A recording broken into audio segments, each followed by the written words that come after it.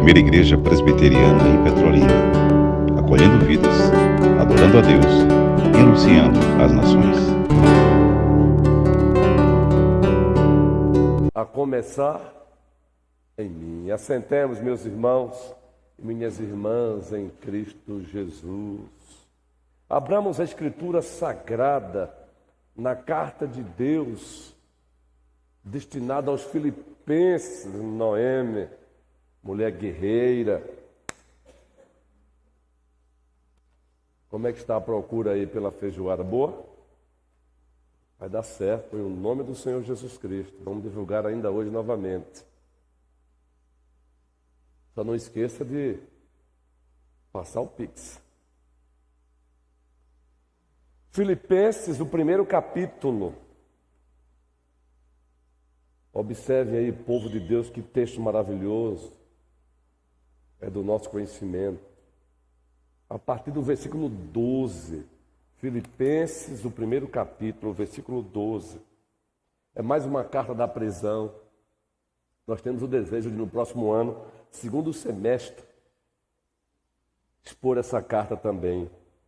Segundo semestre, se o dono da vida e da igreja assim quiser.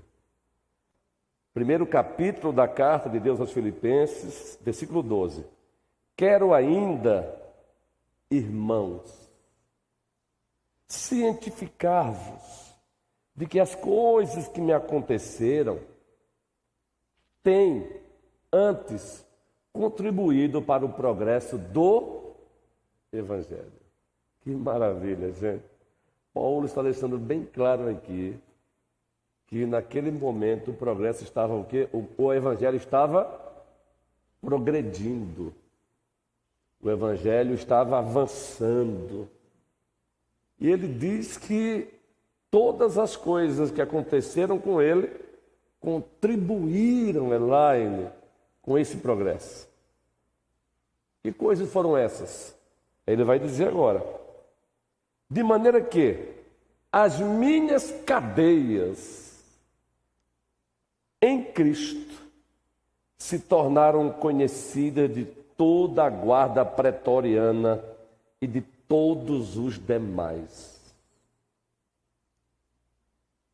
As cadeias, os sofrimentos, as intempéries, as circunstâncias adversas pelas quais ele passou e se encontrava passando, nada atrapalhou o progresso do Evangelho. Raquel, carinhosamente, Raquel. Nada. Paulo diz, olha, as minhas cadeias contribuíram com o progresso do Evangelho. Os meus aprisionamentos contribuíram com o progresso do Evangelho. As perseguições sofridas contribuíram com o progresso do Evangelho. As ojerias sofridas contribuíram com o progresso do Evangelho. As oposições sofridas contribuíram com o progresso do Evangelho. Ele diz tudo isso aqui apenas citando as suas cadeias. De maneira que as minhas cadeias em Cristo, aí ele vai falar desse progresso em miúdos, se tornaram conhecidas de toda a guarda pretoriana e de todos os demais. Ou seja, ele anunciou o Evangelho para toda a guarda pretoriana. Aqueles que estavam escalados para que ali estivesse durante o dia e aqueles que estavam escalados para que ali estivessem durante a noite, ouviram Paulo pregar o Evangelho. Ouviram Sandrinha, nossa presidente, a Verdinha. Eles ouviram Paulo pregar o Evangelho. E nós cremos que muitos desses soldados aí se renderam a Cristo. Como Deus é perfeito, Ilka, reverendo Abraão. Como Deus é perfeito, mas ele prossegue. Ele prossegue, Gracinha, preciosinha, ele prossegue. Porque no versículo 14 diz assim: Um outro progresso, falando do progresso, um outro detalhe do progresso. Não apenas ele pregou o evangelho para a guarda pretoriana, mas as coisas que aconteceram com ele também impulsionou a igreja a pregar o evangelho também. Versículo 14. E a maioria dos irmãos, estimulados no Senhor por minhas algemas, ousaram falar com mais desassombro a palavra de Deus. Aleluia! Ô diácono abençoado, rapaz, a ajuda diaconal desta igreja é uma bênção. A Bíblia, ela nos ensina a dar honra a quem tem honra, guerreiro. Deus. Olha, que seu maridão é uma bênção, viu? A Bíblia nos ensina a dar honra a quem tem honra, gente. Por isso que com frequência eu faço questão de citar nomes e louvar a Deus pela vida das pessoas. Aquilo que quereis que os homens os façam, fazei a eles também. Os irmãos foram estimulados. Os irmãos olharam e viram Paulo, mesmo preso, pregando o evangelho, mesmo sofrendo, pregando o evangelho, mesmo sendo espancado, pregando o evangelho, mesmo perseguido, pregando o evangelho. Isso estimulou os irmãos. Isso impulsionou os irmãos, empolgou os irmãos, desafiou os irmãos. Louvado seja o Senhor. É claro e evidente que Paulo vai dizer que alguns fizeram por motivações pecaminosas. Mas ele disse, pouco me importa, eles vão prestar conta ao Senhor. Mas fato é, as minhas algemas estimularam os irmãos a falarem com mais desassombro a palavra de Deus. Eis aí o progresso do evangelho qual foi. As coisas que me aconteceram contribuíram com o progresso do evangelho. Aí é como se você perguntasse a ele, sim, Paulo, fale aí em detalhes, que contribuição foi essa? Aí ele diz, primeiro, eu preguei para toda a guarda pretoriana. Segundo, os irmãos foram estimulados a também falarem do evangelho. Que diferença, hein, guerreiro? Guerreirão, presbítero Humberto, que diferença. Já pensou? Essa teologia da prosperidade que ainda é pregada por aí.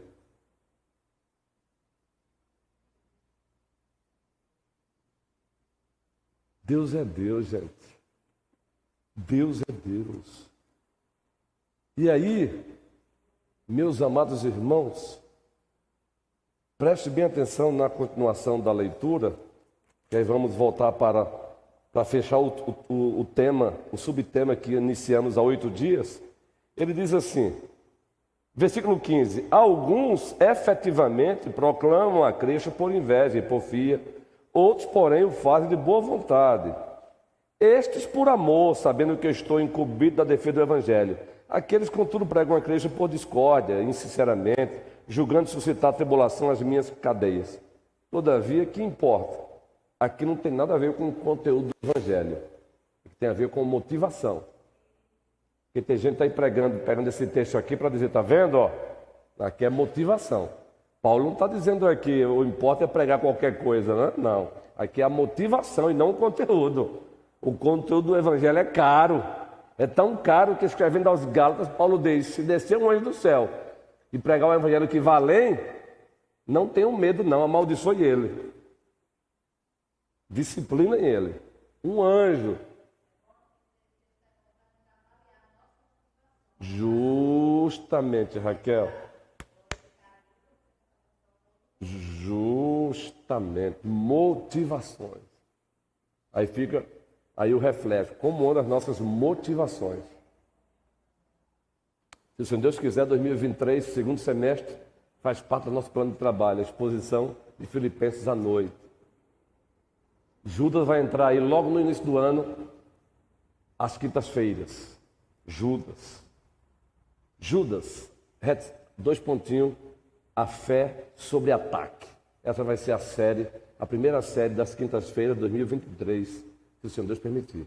Claro, já entre janeiro, finalzinho de janeiro, início de fevereiro. Mas vejam, aí ele prossegue. Todavia que importa, uma vez que Cristo, de qualquer modo, ou seja, está sendo pregado. Quer por pretexto, quer por verdade. Também com isso me regozijo, sim. Sempre me regozijarei. Se regozijar em ver Cristo sendo pregado, esse regozijo deve ser nosso. Por isso estamos aqui dando continuidade ao tema ou subtema, a estrutura, compartilhando a nossa fé. E quando o assunto é compartilhar a nossa fé, há 8 dias nós trabalhamos aqui a estrutura indutiva e dedutiva da evangelização. Lembram? A estrutura dedutiva e indutiva da evangelização. Só recapitulando, Kennedy, o que significa a estrutura dedutiva da evangelização? É quando você se aproxima de uma pessoa não crente, com o objetivo de anunciar o evangelho para ela, e você já apresenta logo de cara um assunto, um tema. Em seguida você trabalha esse tema para ela, você explica esse tema para a pessoa. Olha, eu quero falar para você sobre o inferno. Olha, eu quero falar para você sobre o inferno e os céus. E eu quero falar para você que só tem um que pode livrar você do inferno, Jesus Cristo. Você já chega com o tema e se propõe, querendo uma pessoa, se a pessoa concordar, você se propõe a explicar aquele tema para a pessoa. Essa é a estrutura dedutiva. Isso se dá também em sermões. A estrutura indutiva, através de perguntas, você leva a pessoa ao mesmo assunto. Através de perguntas, você leva a pessoa, por exemplo, ao assunto inferno. Através de perguntas, você leva a pessoa ao assunto céus. Como, por exemplo, eu estou na fila do banco e, de repente, um diálogo se inicia e eu chego para a pessoa, Carlos, e pergunto: onde? Tem hora que eu paro para pensar assim, amigão no sentido bem popular, ou amiguinha, tem hora que eu fico pensando assim, onde estaremos daqui a 100 anos? Ó, não é nem bom só perguntar onde você vai estar, porque talvez você já provoque, né? A pessoa. Mas onde estaremos daqui a... Eu fico pensando às vezes, onde estaremos daqui a 100 anos? Bem, não sei se você concorda comigo, imagino que é o Davi lá na fila do banco, e eu acabei de conhecê-lo. Eu não sei se você concorda comigo, Davi, mas daqui a 100 anos não estaremos mais aqui. Isso é fato. Não é? Tu estás com quantos anos? 13. E está fazendo hoje 13 anos. Coisa linda. 13 anos. E eu estou com 4,7, Davi. Aí é que eu não vou estar aqui mesmo daqui a 100 anos. Agora imagina, pergunta isso para a pessoa: onde estaremos? Entende? Essa é a estrutura indutiva. Você vai, através de perguntas, levando a pessoa onde você deseja levar. É claro que dependendo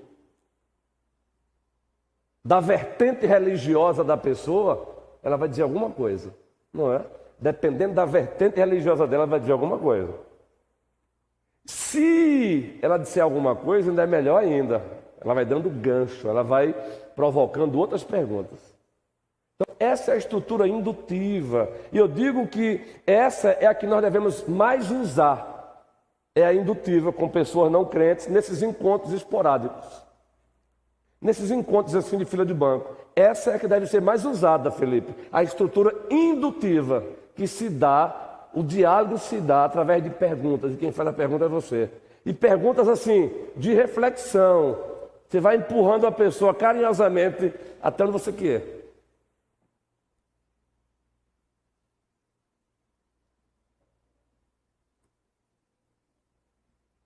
Tem alguém ali que olha para mim e faz. Aí eu, quando vocês perceberam fazendo isso, viu? É porque ela já olhou e já percebeu algo estranho. Essa baixinha é uma benção.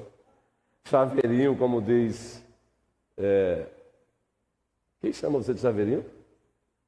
É alguém que chama você de chaveirinho, acho que é diva. A diva, né? Entendeu? Não precisa mais retomar esse tema aqui, porque a gente vai partir para o outro que nós propomos. Empurrões evangelísticos. Empurrões evangelísticos. Uma coisa está ligada à outra. O que é um empurrão evangelístico, pastor? Por que essa linguagem? Preste bem atenção. Você consegue, num encontro esporádico, casual, com a outra pessoa, anunciar para ela o evangelho todo naquele momento? Não, você não consegue. Mas você consegue dar um empurrão evangelístico. Fazer com que a partir dali, esse empurrão vai levá-la a abrir a Bíblia, vai levá-la a visitar uma igreja, porque o empurrão evangelístico deixou a pessoa inquieta. E o empurrão evangelístico, ele também recebe a força da estrutura indutiva. Vamos lá. Nós adquirimos, queridos. Está lá a caixa da igreja. Temos lá ainda quase 5.000 panfletos. Foi uma ideia muito boa do presbítero Humberto de colocar, de personificar. Está lá, não precisa mais do carimbo. O nosso colégio pastoral adquiriu. A nossa igreja, nós adquirimos, não é? Aí você pega, pastor ou presbítero, eu preciso de 100 literatura. A gente pensa que essa literatura é para ser entregue apenas nos eventos evangelísticos da igreja, minha cidade. Não, isso é para a gente andar com isso no nosso carro. Mulherada que gosta de andar com muita coisa na bolsa, abre uma bolsa de uma mulher, você encontra tudo. Não respondam, para não constranger, o objetivo não é constranger. Alguma bolsa aqui tem uma literatura? Alguma bolsa aqui tem alguma literatura? Olha, Cida respondeu. Eu falei, não responde, tudo bem, não tem problema. Essa ideia é que todos nós, homens e mulheres, andemos com isso. E se acabar, a gente pede mais. Gente, isso é empurrão evangelístico, é o quê? É você pegar um panfleto, você está na fila do banco, olha o empurrão evangelístico. Não vai dar tempo para você apresentar todo o evangelho para a pessoa. Você começa aquela conversa indutiva, através de perguntas, e vai perceber, vai chegar a sua hora de ir para o caixa. Vai chegar a sua hora, mas você deixa aquela pergunta, por favor, não precisa ler agora não, se não puder, só leia. Sabe por quê? Para onde você quer ir após a morte? Eu me preocupo com isso. Isso é empurrão evangelístico. Aí você deixa a literatura com a pessoa. Mas você não só deixa a literatura com a pessoa, você deixa a literatura e diz: para onde você quer ir após a morte? Queridos, não tem ser humano que depois de ouvir uma pergunta dessa, não passa o dia todinho ali encucado. No primeiro momento, dependendo da vertente religiosa dela, ela pode até dar uma risadinha, uma gargalhada, mas ela vai passar o dia com aquela pergunta na mente dela. Sabe por quê? Muito mais se for vontade de Deus arrancar o coração de pedra dela e colocar um coração de carne. O próprio Deus vai fazer ela lembrar. Isso é empurrão evangelístico. Olha, se porventura, você entregou uma literatura aí, não é? Foi, Ilka. Gostei, Ilka. Essa da atual agora, Ilka, ótimo, me deu uma, Ilka. Mas para essa Ilka, tá vendo, guerreiro? Ó, Luciano. Menino, olha. Pessoal, do que eu estou precisando mais daqui, Luciano. Daqui a pouco eu pedir. Gente, aqui. Você entregou o panfleto e atrás, olha só o tema: Jesus, o mediador entre Deus e os homens. E atrás tem o quê? Eu dei um empurrão evangelístico, amigão. Se você não quiser ler agora, não leia. Pegue isso aqui e ouça essa pergunta: para onde você quer ir após a morte? Se você quiser se aprofundar nisso, está o endereço aí. Agora você imagina cada membro da igreja andando com 100 literatura dessa e de repente entregando 100 literatura dessa, vamos botar em 2 meses. Porque também não é entregar assim, tem que dar um empurrão evangelístico. Tem que orar. É a gente sair de casa e dizer, Senhor, me dê a oportunidade de praticar o empurrão evangelístico. Nos dê a oportunidade, Senhor, de praticar a estrutura indutiva ou dedutiva da evangelização. Mas, no mínimo, me dê a oportunidade e a coragem de dar um empurrão evangelístico. Querido, muitas vezes nem coragem nós temos de dar um empurrão evangelístico, que é simplesmente chegar para alguém, receba isso aqui e reflita sobre essa pergunta. O que vai ser após a morte? Você sabe quem é que faz essas perguntas com frequência? Inclusive, o material deles já carrega isso. Quem é? Muito especialmente as testemunhas de Jeová. Eles sabem fazer isso, presbítero Beto, tu sabe disso, com maestria. E eles que não têm a verdade na resposta. A verdade eles não têm, completa. Mas eles sabem, guerreiro. Não, olha, sinceramente, eu estou pastor, e quando eu pego uma revista, estou por aí que me oferece uma revistinha, eu faço questão de receber. Porque o tema é atrativo demais.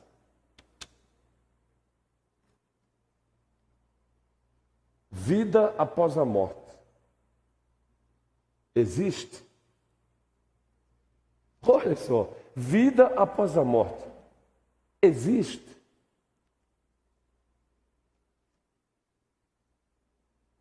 Para onde você quer ir após a morte?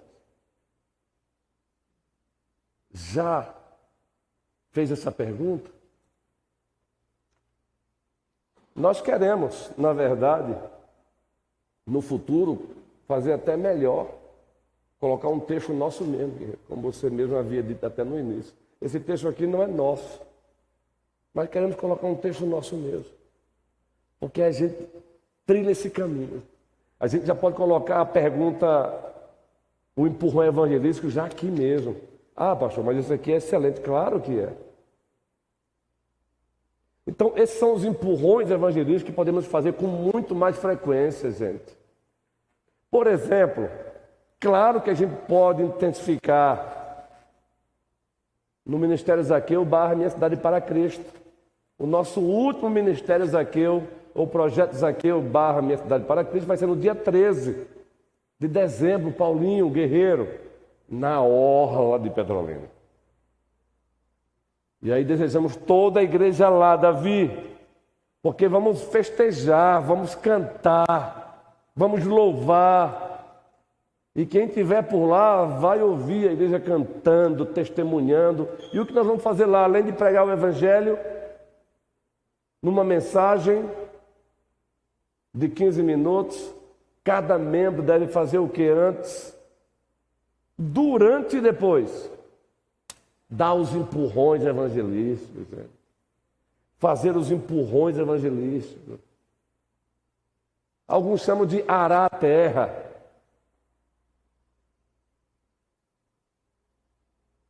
O ideal, por exemplo, no dia 13, é os irmãos irem lá, e na hora vai ter gente, muita gente. Você tem gente na hora de segunda a segunda hoje, caminhando, ou brincando, ou lá batendo um papo. Dia 13, o último Ministério Zaqueu ou Projeto Zaqueu / Minha Cidade para Cristo do ano. Antes do dia 13 eu quero ir na orla, é claro, vamos ver localização ali, se vamos sem precisar usar energia ou não, vamos ver o caminho melhor. Mas se o Senhor Deus quiser, estaremos lá. Agora, eu vou esperar acontecer o Ministério Zaqueu ou Projeto Zaqueu, Minha Cidade para Cristo, para usar a estrutura indutiva ou dedutiva da evangelização? Não. Aqui e acolá estamos na fila de um banco. Aqui e acolá vamos à escola dos nossos filhos. No consultório. Vamos a uma loja comprar, gente. Ah, mas sinceramente, aí a gente cai naquela ideia. O povo nem lê, não se preocupe com quantos não vão ler. Lembre-se que alguns vão ler. E vão ler porque serão movidos pelo Espírito Santo. Queridos, nós temos aqui duas pessoas do lindo projeto conhecido como Gideões. Ilka, se eu te pedir aqui para contar, ou o Diácono Luciano, quantas pessoas já não entregaram a vida delas porque simplesmente receberam o Novo Testamento dos Gideões? Coisa linda, não é? Eu já ouvi histórias lindas. Eu tenho irmãos em Cristo lá de Garanhuns que também são antigos nesse trabalho. E contam histórias lindas, lindas, de pessoas que ficaram hospedadas em certo hotel e lá tinha o Novo Testamento de Gideão. E foi só o começo para que dali se rendesse a Cristo. Veja, alguém... E hoje são pastores. Assim também é uma literatura dessa, gente. Assim também é um empurrão evangelístico. Assim também é uma ida nossa para a orla. Não vamos esperar a evangelização eventual, que é a que acontece em datas específicas. Pratiquemos a evangelização contínua. Queridos, onde você estiver, você é uma testemunha de Cristo. No sentido amplo, você é um missionário de Deus, é uma missionária de Deus.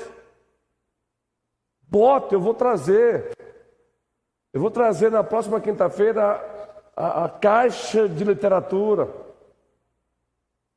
Que você tenha coragem de pegar mesmo, pegue 50 ou pegue 100 e coloque na sua bolsa, coloque no seu carro. Vai ao banco, leve, entregue, dê um empurrão evangelístico, ore. Ô Thaís, querendo o triunfo majestoso de Deus, domingo vamos iniciar uma série dentro da série que estamos pregando ainda, Efésios, a saga de Igreja Gloriosa, Efésios 6:10.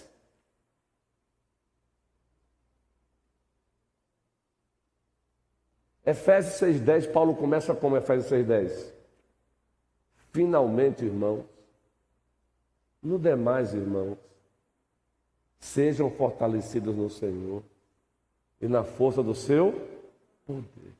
O primeiro sermão dessa série, dentro da série, vai ser só aí.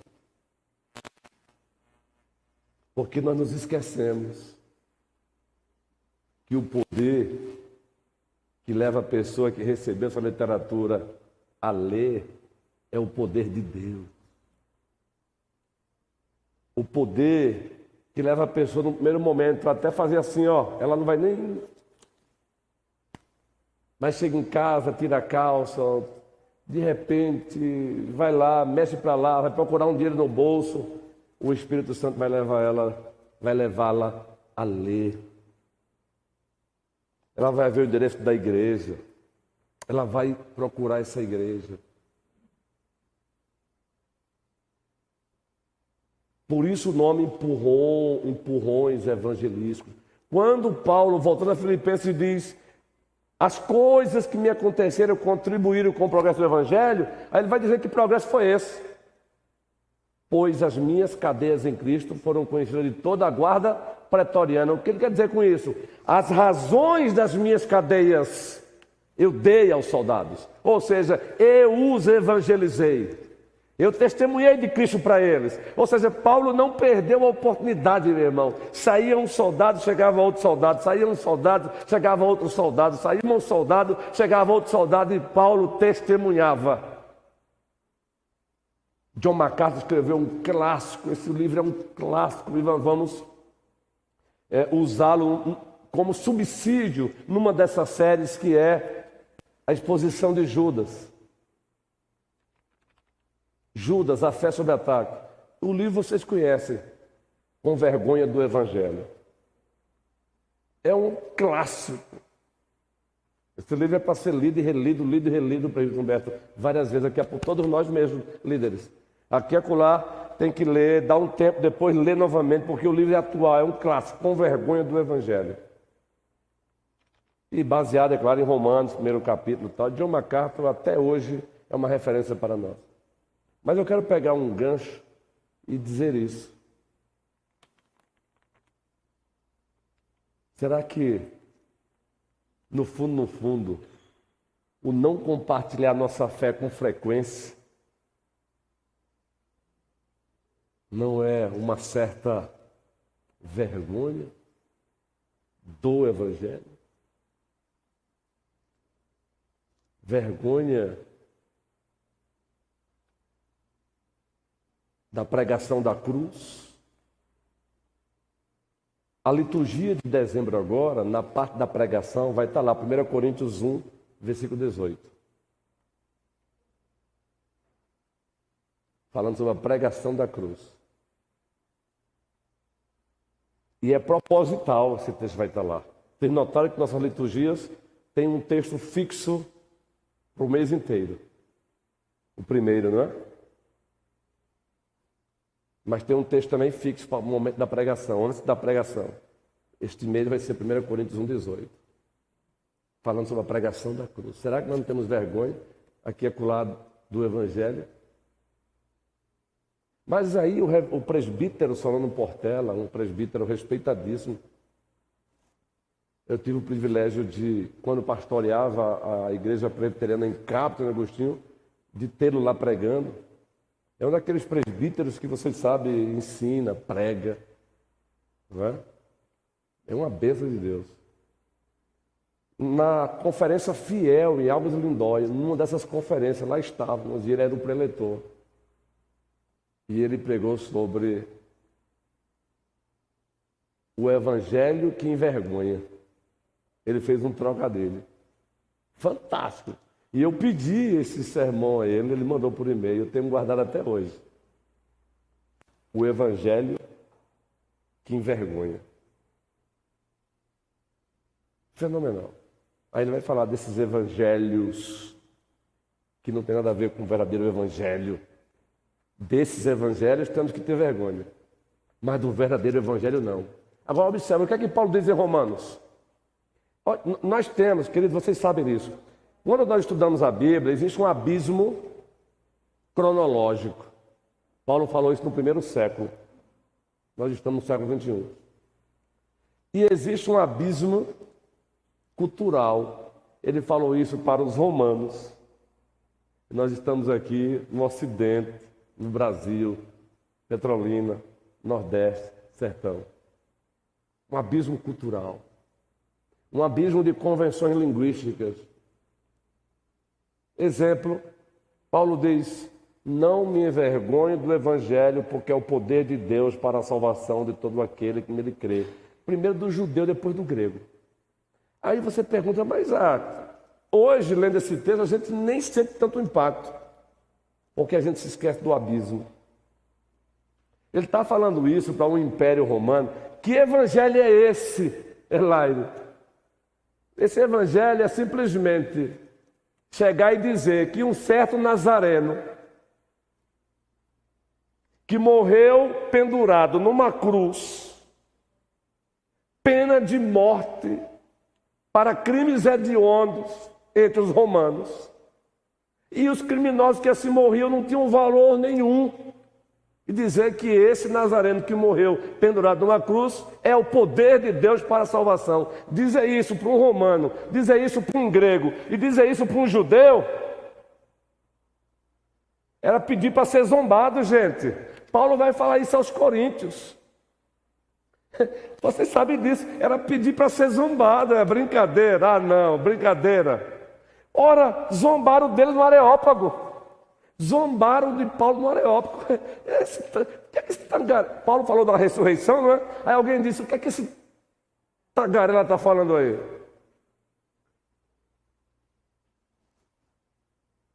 É por isso que alguns colegas deles dizem, olha, é impossível pregar o verdadeiro evangelho e ter aplauso do mundo.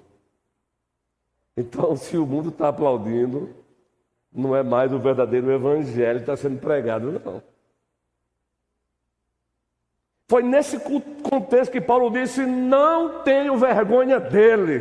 É ele sim, é o crucificado, o nazareno que morreu naquele calvário, é ele sim. Ele é o poder de Deus para a salvação de todo aquele que nele crê.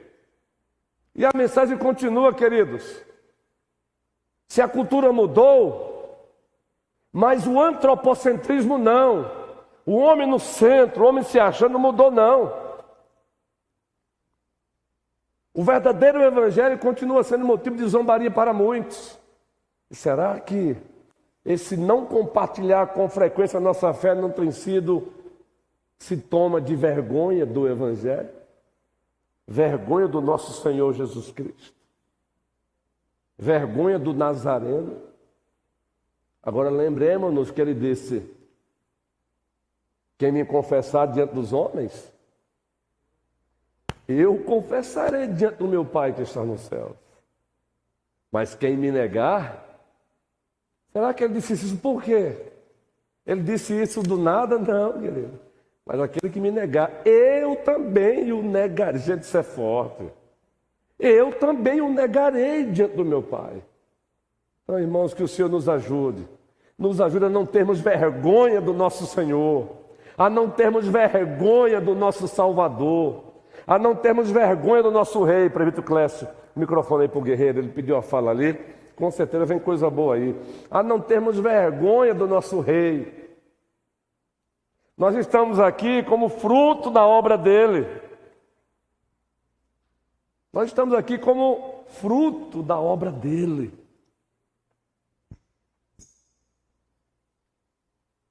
Presbítero Clécio, guerreiro. Veja, pastor, na realidade, só complementando um pouquinho daquilo que o senhor estava falando, em relação ao discurso de Paulo, lá em Atenas, o finalzinho do texto, aliás, capítulo 17, vai dizer exatamente isso, que uns zombaram, né? Isso! Porém, outros creram. Outros creram. Né? Então é interessante o finalzinho que ele diz lá, que uns zombaram, escarneciam, quer dizer esse tagarela, sobre a ressurreição e tal. Porém, Dionísio, Areopagita, uma mulher chamada Damares, e com eles muitos outros. Então a palavra deve ser lançada, né? O semeador sai a semear. Isso! Boa sua observação, guerreiro. Uns vão zombar, mas outros vão crer. Então avancemos. Estamos terminando mais um ano, mas já estamos elaborando a rota para o Ministério Zaqueu 2023, a rota Projeto Zaqueu, Minha Cidade para Cristo 2023, para onde vamos? 2023 vamos para as praças. Vamos para as praças de Petrolina. Este ano fomos para as ruas, não é? 2023 vamos para as praças, fora os PGS. Os PGS irão para as casas. Então que o Senhor nos abençoe, que o dono da igreja seja proclamado por nós, que Ele nos ajude, porque todos nós temos tendência de termos vergonha dEle, todos nós, queridos. Que o Senhor nos abençoe, em o nome de Jesus Cristo. Amém? Sábado, orem o congresso sábado e domingo, congresso da Federação de SAF. Sábado e domingo, então orem pelas nossas irmãs aqui da primeira que estarão lá, não é? Vai acontecer em Juazeiro. A partir de que hora, Sandra? Às 14 horas, 2 horas. Então, que bênção. Futuramente, desejando que as outras mulheres aqui possam se engajar mais e mais na nossa querida SAF. Aliás, é o nosso alvo. Ver cada mulher aqui da igreja engajada na SAF. Engajada nessa sociedade aí que trabalha legal, trabalha bem. Na semana seguinte, vai ter o congresso da UMP e UPA, em Salgueiro. Ore também pelo presbítero Moisés irá. O Clécio também irá, né? Ah, que bom. Os presbíteros amados e guerreiros. 2 carros irão na semana seguinte, não é? Dias 10, 9, 10 e 11. Isso, em Salgueiro. Esteja orando por isso. Sábado agora, fomos informados também, né, Diácono Luciano? Vai ter um trabalho aqui para o pH o pH no seu proto-UPH. Embrionária. A UPH embrionária. Vai ter aqui sábado, a partir às 19 horas. Os homens já foram avisados aí no grupo, não é? Avisa, não deixa ninguém de fora não, todos os homens. Inclusive, estava no gabinete pastoral com uma ovelha de Cristo e eu convidei ele para vir. Está começando a chegar, está chegando, Deus seja louvado por isso. E já compartilhou que quer se engajar, quer se integrar, Deus seja louvado por isso, não é? O Felipe, isso aí eu posso compartilhar, aí já é um outro assunto, o Felipe já mandou um áudio para mim hoje, já falando de carta de transferência. Felipe, você já está aqui, vamos lá, estamos no processo. Depois vamos dar algumas orientações para você, para o processo de arrolamento de você aqui, tá bom? Então sábado aqui às 19 horas vai ser uma bênção, tá bom? E depois vai ter aquele momento, não é? Carne e bate-papo com os homens, tá bom, mulheres? Carne e bate-papo com os homens, Misericórdia. Mulheres, calma.